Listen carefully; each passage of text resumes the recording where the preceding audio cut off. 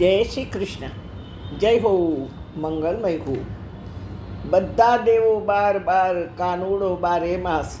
મને ઘણા શ્રોતાઓના મેસેજ આવી રહ્યા છે કે માં કૃષ્ણ લીલા જ બોલો.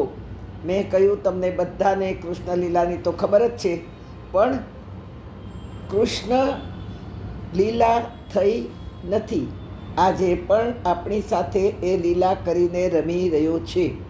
વાર્તા નહીં, વાર્તાનું માખણ શું છે, વાર્તાનું મંથન કરીએ, ઢેર સારું અધ્યાત્મનું માખણ તરી આવશે. મટકી ફોડ, દહીં કલા મહોત્સવ જેવા ઉત્સવો કાનાના પ્રાગટ્યની પ્રસાદી છે. આવો લીલાનું મંથન કરી અધ્યાત્મનું માખણ બહાર કાઢીએ. કાનો 4-5 માસનો કે 7-8 માસનો થયો હશે. હવે તો પારણામાંથી કૂદીને બહાર નીકળતા આવડી ગયું છે. સંધ્યા ટાણું થવા લાગ્યું છે. કાનો ભૂખ્યો થયો, રડવા લાગ્યો. મા યશોદા અને રોહિણીમાં બહુ જ વ્યસ્ત હતા ઘરકામમાં. બંને માએ અવાજ તો સાંભળ્યો. મા રોહિણીને દીવા પૂરવાના હતા, ગાયો માટે ઘાસ પાણીની વ્યવસ્થા કરવાની હતી. મા યશોદા દહીં વલોવીને માખણ બહાર કાઢવાની હતી, કારણ કે સવારના પોરમાં ગોપીઓ છાશ લેવા આવશે, મહીં લેવા આવશે, તો સવારમાં તો સમય નહીં મળે. આ વ્યવસ્થા કરવામાં બંને માઓ એટલી બધી કાર્યરત હતી કે કાનાનો અવાજ સાંભળ્યા પછી પણ બહાર ના આવી.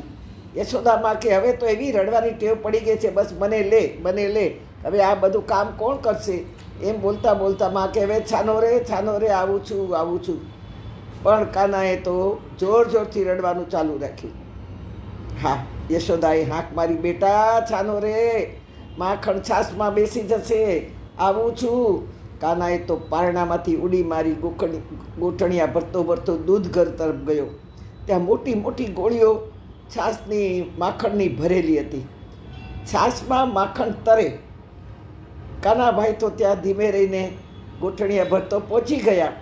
2 વખત ઉઠ્યો, 2 વખત પડ્યો, ઉઠ્યો, પડ્યો, અને એક ઝટકે ઊભો થઈ ગોળીનો કાઠલો પકડી લીધો. જુઓ ચિત્ર. કાનાભાઈએ તો ગોળીનો કાઠલો પકડીને ઊભો થઈ ગયો. ગોળીમાં હાથ માર્યું તો માખણ ઉડાડીને બહાર આવ્યું. માખણ બધું મોઢા ઉપર આવ્યું. જીભ ફેરવીને ચાટ્યું. અરે વાહ રે વાહ, તો બહુ સરસ લાગે છે, મધુરું લાગે છે.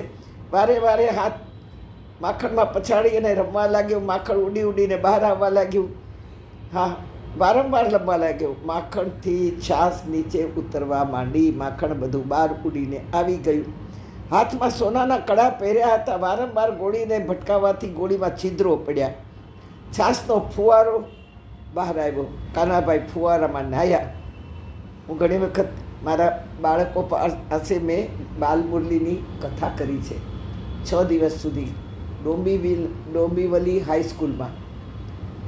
બાળકો એટલું બધું હસે કે વાત નહીં. આ છાશનો ફુવારા છિદ્રમાંથી બહાર નીકળ્યો. કાનાભાઈ નાહ્યા. હવે આ કોઈ વાણિયાભાઈ જોઈ ગયા. એણે તો ઘરે જઈને ફુવારો બનાવ્યો, મિત્રને દેખાડ્યો. તો મિત્રે કહ્યું કે આને તો બાથરૂમમાં મૂકી દે ને, તો નાહવાની મજા આવશે. બોલો, આ બધી વાતો ફુવારામાં નાહવાની વાત પણ કાનાભાઈ તરફથી જ આપણને મળી છે. સાંજનો સમય, ગોપી જલ ભરવા જાય. અડધી ગોપી જલ ભરીને આવે અને ખાલી બેડા લઈને બીજી જલ ભરવા જાય.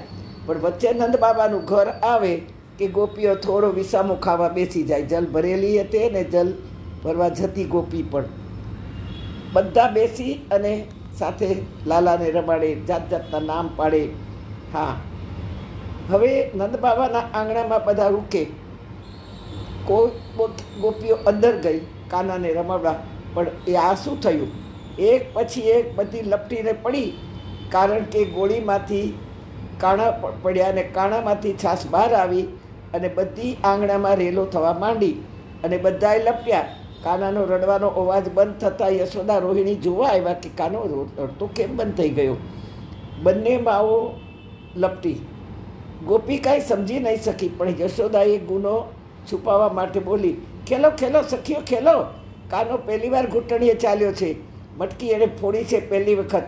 અમે તો આને દહીં કલા મનોરથ મનાવશું અને અમે તો આને દહીં કલા મનોરથ કરીને ઉજવીએ છીએ. બધા ખૂબ રમ્યા. ત્યાં મથુરાથી કર દઈને નંદ બાબા આવ્યા. ખૂણામાં લાકડીને ખીતીએ પાઘડી મૂકી અને જેવા આંગણામાં પગ મૂક્યો કે એ પણ લપટ્યા.